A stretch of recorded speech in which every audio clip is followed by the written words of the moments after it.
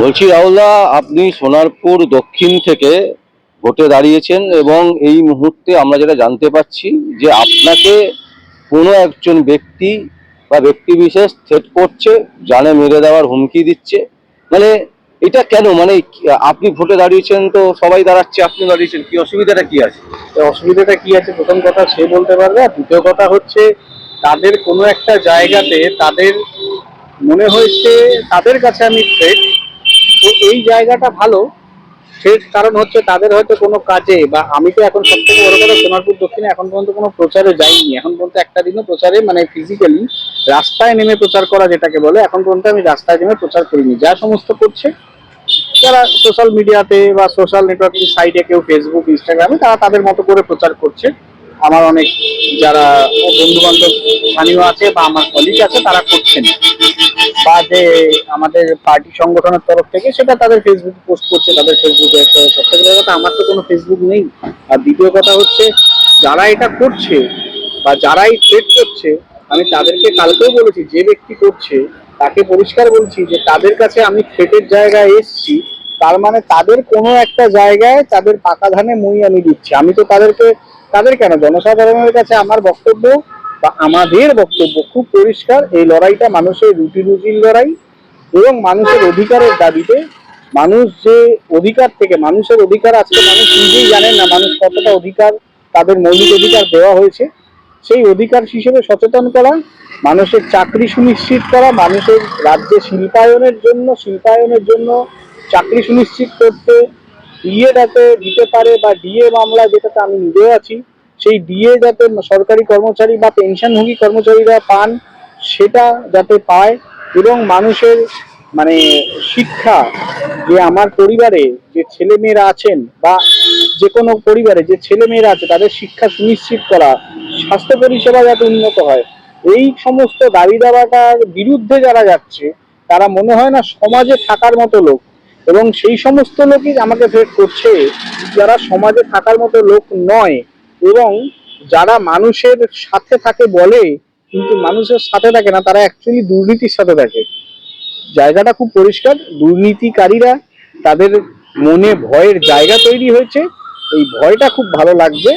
এবং আমাকে চেক করে তাতে আমার কোনো অসুবিধা নেই। আমি একটা ফর্মাল যেটা করতে হয় এক ক্যান্ডিডেট, যে আমি যে থানা মানে যে বিধানসভা ক্ষেত্রে দাঁড়াচ্ছি সেই বিধানসভা ক্ষেত্রে যে লোকাল পুলিশ স্টেশন আছে সেখানে আমি নর্মালি মেল করেছি।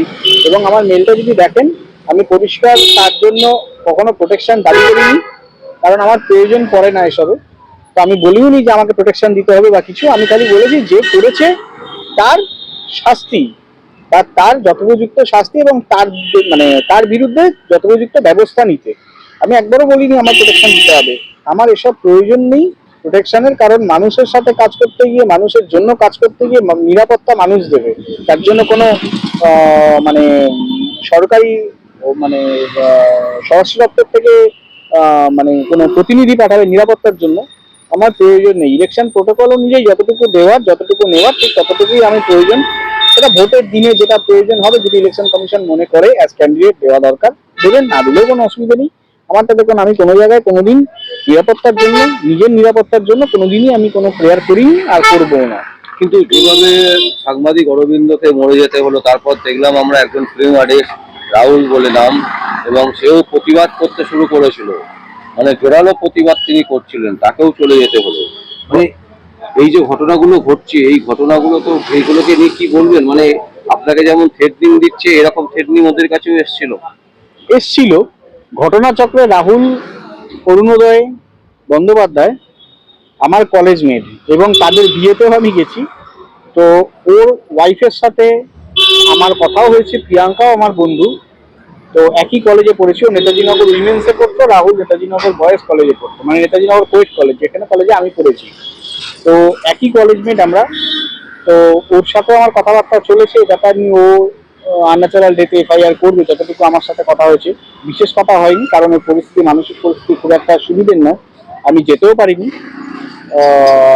আমার ব্যস্ততার কারণে বা যে কোনো কারণেই হোক। ফোনে আমি খবর নিয়েছি এবং সেটার বিরুদ্ধে কেসে যাবে বলে, জুডিশিয়ারি সিস্টেমে যাবে প্রিয়াঙ্কা যতটুকু আমাকে বলেছে। তো তার ভিত্তিতে দাঁড়িয়ে থ্রেট নিয়ে আসা, অ্যাটাক হওয়া, আমার উপর এর আগেও অনেকবার বহুবার অ্যাটাক হয়েছে, বহুবার, তার মধ্যে দুবার গুলিও চলেছে। তাতে কোনো অসুবিধা নেই, তারপরে প্রোটেকশন দেওয়ার পরেও, মানে প্রোটেকশন কোর্ট থেকে অর্ডার হওয়ার পরেও আমি প্রোটেকশন নিয়ে ঘুরি না, আমার প্রয়োজনীয়তা পড়ে না, কারণ আমার ইচ্ছে থাকে না, মানে ওরকম মানসিকতার মানুষ না যে আমি প্রোটেকশনের বেড়া জালে ঘুরে বেড়াবো, ওটা আমার ঠিক পছন্দ না। মানুষের সাথে থাকবো, মানুষের সাথে কাজ করবো। এবার সেই জায়গায় দাঁড়িয়ে যারা করছে তাদেরকে একটা কথাই বলতে পারি, যদি আমি ইলেকশনের আগেও একটা কথা বলেছি, যখন ইলেকশন ডিক্লেয়ার হয়েছে আমি তখনও একটা কথা বলেছি যে আহ, শাসক দল যে পথে আমাকে নেবে সেই পথেই আমাকে পাবে, তার জবাব আমি সেই পথেই দেবো।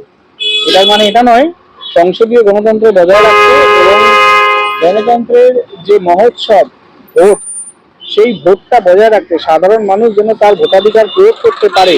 আমি যে বিধানসভা কেন্দ্রে দাঁড়িয়েছি সোনারপুর দক্ষিণে, সেই সোনারপুর দক্ষিণ থেকে সেই ভোটাধিকার প্রয়োগ করার জন্য যদি প্রয়োগের ক্ষেত্রে কোনো রকম ভোটাধিকার বাধা হয়, তাহলে তার জবাব মানুষকে নিয়ে সেইভাবেই দেওয়া হবে।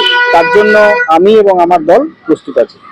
কিন্তু আমার মানে যেটা প্রশ্ন সেটা হচ্ছে, যাদেরকে থ্রেটনিং কল আসছে বা থ্রেটনিং করা হচ্ছে তাদেরকে কিন্তু একেবারে মানে ঠিক টেকনিক্যালি হয়তো তাদেরকে মারা হচ্ছে।